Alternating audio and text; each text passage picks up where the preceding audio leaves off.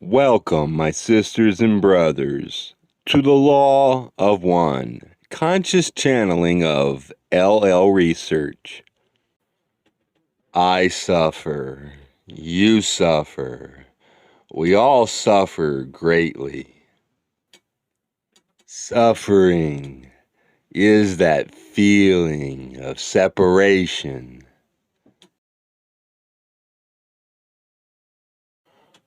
We are known to you as those of the principle of QO, and we greet each of you in the love and in the light of the one infinite Creator.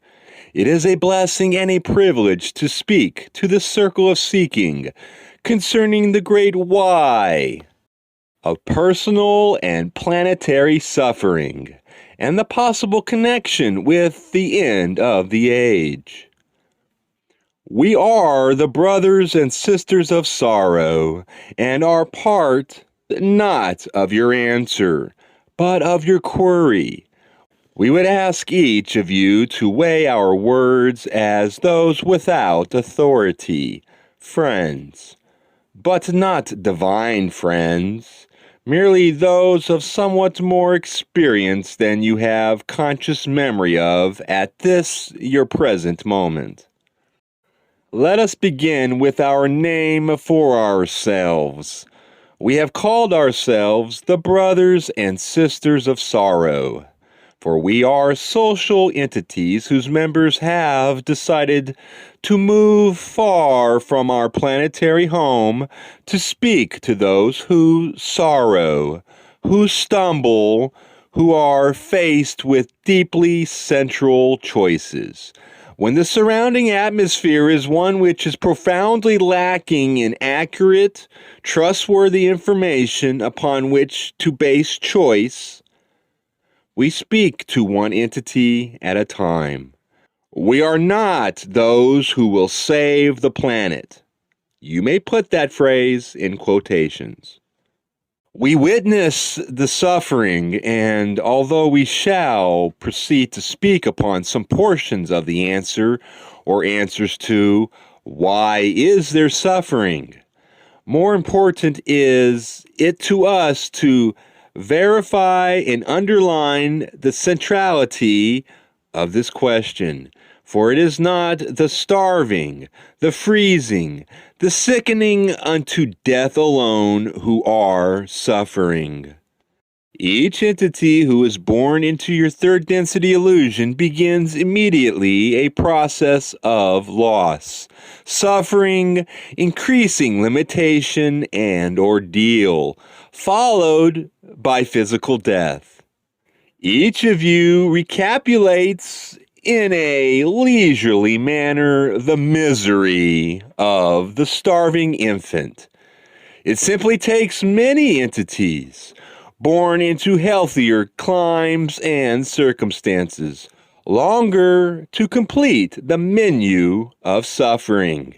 And oh, my friends, there are so many interesting entrees on this menu. Why are you in the place of suffering? We ask this to bring each who listens into the same environment as those for whom we feel the compassion, to focus upon an instance of suffering close to this instrument's mind. Each is the beaten, each is the one which wields the instrument of beating. Each is the jury member forced to evaluate the incident. Each is the rioter. Each is the shopkeeper. Each of you lives a life that is seemingly personal, truly unique, but deeply planetary. Each entity's uniqueness lie not in the specific experiences alone, or in the specific reactions and thought, word and deed to these experiences, but rather each is also part of a sea of consciousness shared by all who dwell within, upon, and around your planetary sphere. You are beginning to become more and more aware of the connection betwixt the personal inner self and all consciousness upon your sphere. The query, why is there suffering, then can perhaps be brought back home for consideration to each of your personal journeys, as well as remaining cognizant of the world's intense and acute examples of suffering. The conversation earlier touched upon the term karma. Karma, in our opinion, is a kind of residual energy or momentum. An action which produces an imbalance betwixt the giver and the receiver creates a bond of imbalance. This is called a karmatic bond. The momentum is often visualized as circular, and thus the term wheel of karma is used to describe the way that a balance is offered repeatedly to those who are imbalanced. Again and again, a situation will occur in which an entity may forgive the self and the other self involved in this karmatic tie. When forgiveness is complete, that is, there is forgiveness of the other self and of the self in full and unstopped measure, the wheel of karma stops. There is a planetary karma also, for nation states and large economic, social, and what you term religious groups of entities have offered unbalanced action to other groups of entities. Thusly, the individual karma and the societal karma mount to the level of the heavens. Thusly, there is the opportunity for entities which wish to aid in the societal karma to do so. And many among your peoples are those which have incarnated to do personal work in consciousness, to make choices which further refine choices, to work for the one infinite creator, and to serve in a healing capacity upon the level of the consciousness which is deep enough in the roots of mind to be that consciousness shared by all upon all levels of native being within, upon, and around your planetary sphere. Why is there suffering by those starving in foreign lands? We may suggest that there are many who have chosen to incarnate for the purpose of suffering as intensely and as long as possible before the inevitable death by starvation or illness. Not only in less technologically oriented cultures, but also within each culture. For within the culture which is your own, there are those with short, hungry, and brutal lives. These, may we say, Christ-like entities are pursuing a beautiful, poignant, and terrible service, absorbing the deadening, merciless, pitiless, and ruthless service to self distortions which have caused motives of greed, revenge, and slaughter to erupt into actions against groups of other selves through what you call your history. Others there are among you who do a great deal of work within, calling it prayer or meditation or worrying or concern, sending love and healing to those who watch and suffer and wait and perish. There is a lovely orison sounding, with millions of souls blending at all times. Your planet prays without ceasing. Always in every night watch, there are those millions unknown to you who keep the watch for humankind. When others sleep, you may well be raising your internal voice in praise of the Infinite One, in thanksgiving and in intercession for all who suffer. And so, by lives lived in some part sacrificially, the societal karma is being, to some extent, alleviated through the heartfelt caring of very many of your peoples. We know this query is far-ranging, but we would attempt a focus upon the heart of the query before we leave this instrument. Gaze with us at the pattern of the incarnation you now enjoy. There is the pain of the learning, the growing, the changing to fit new heights and weights and emotions. Then, seamlessly, there begins the long decline of the physical vehicle, which carries your consciousness about from the first health of youth to the last breath before the physical vehicle is no longer viable.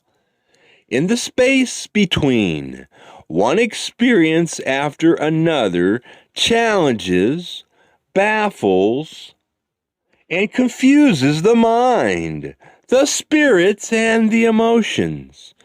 Each may dream of utopia, of the Garden of Eden, yet each is soundly thrown out of it.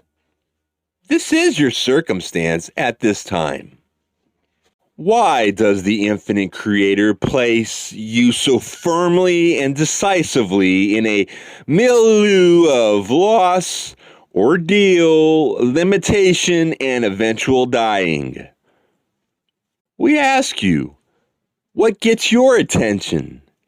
The perfect halcyon day, or the moment of toxin, the alarm, the adrenaline, and the sudden movement to cope, to save, to defend? Each of you has two minds. One will keep you in this density forever. The other will evolve. Your two minds sometimes have very different ways of dealing with circumstances. The first mind is the intellectual mind. Its sole purpose is to manipulate the environment in order that you may survive, find shelter, be fed, and have comfort. The other mind is that mind best described as the wise heart. This heart's wisdom is that portion of the mind whose roots move into racial, social, planetary, and creator mind. It is this mind that is always and forever. The suffering, the ordeal of living, is specifically designed to grab the attention of the intellectual mind and then proceed to baffle it so thoroughly and completely that the intellectual mind gives up, and the thrust of inquiry moves to the heart. In the heart lies that beingness which gazes at this experience of third density illusion and chooses, in faith alone, to be a part of the love, the good, if you will, of the personal, societal, planetary mind. There is no why in the heart's wisdom, nor is there any answer. The heart sees suffering and embraces it, For to the heart, any entity who is thirsty is the Christ waiting for a drink. Any entity who needs clothing is the Christ waiting to be covered.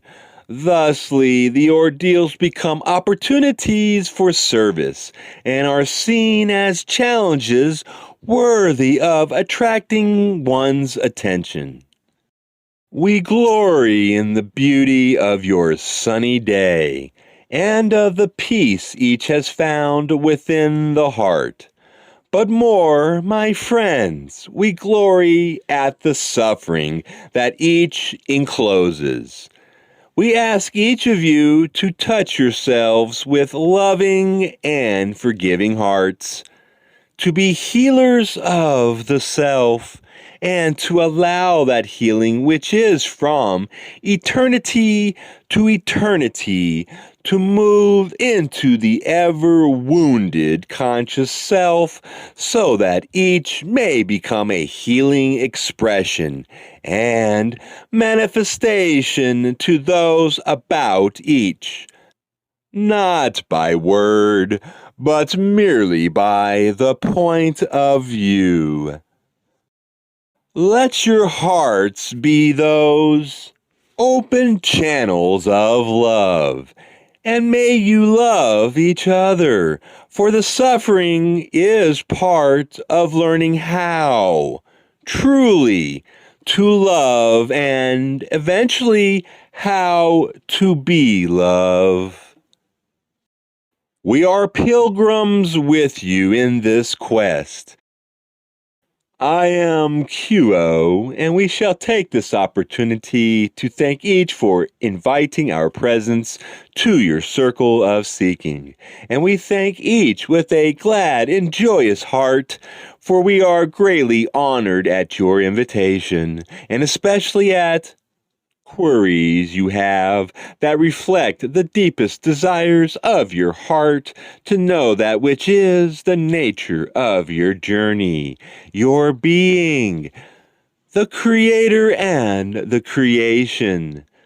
We shall take our leave of this instrument and this group at this time, leaving each, as always, in the great love and ineffable light of the one infinite Creator.